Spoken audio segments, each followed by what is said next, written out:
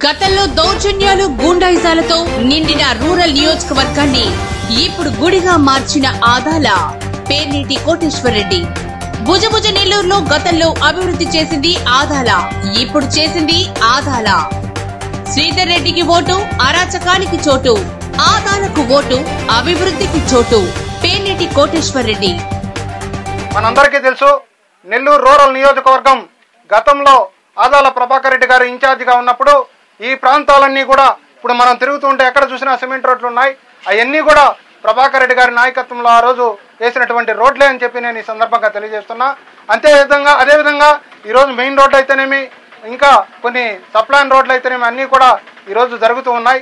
అంటే ఆదాల ప్రభాకర్ రెడ్డి గారి నాయకత్వంలో అని చెప్పి నేను తెలియజేస్తూ, ఆదాల ప్రభాకర్ రెడ్డి గారు అభివృద్ధి సంక్షేమం రెండు కళ్ళుగా భావించి అనునిత్యం పేద ప్రజల అభ్యున్నతి కోసం కృషి చేస్తున్నటువంటి వ్యక్తి ఆదాల ప్రభాకర్ రెడ్డి గారు. ఎలాంటి కక్షలకు కానీ కార్పణ్యాలకు కానీ తగాదాలకు కానీ తావు లేకుండా మనందరం చూసాం. ఈ 1 year కాలంలో భుజభుజ నెల్లూరులో ఎప్పుడు కూడా కక్షలు కార్పణ్యాలు లేవు.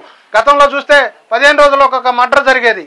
ఈ రోజు ఆ పరిస్థితులు లేవు. ప్రశాంతంగా ఉంది. మనందరం ప్రశాంతంగా ఉండాలి, మన ప్రాంతాలంటే అన్ని అభివృద్ధి చెందాలి అంటే ఆదాల ప్రభాకర్ రెడ్డి గారిని శాసనసభ్యులుగా గెలిపించుకుంటే మన ప్రభుత్వం వస్తుంది. మన ప్రభుత్వంలో ప్రభాకర్ రెడ్డి గారు మంత్రి అవుతున్నారు.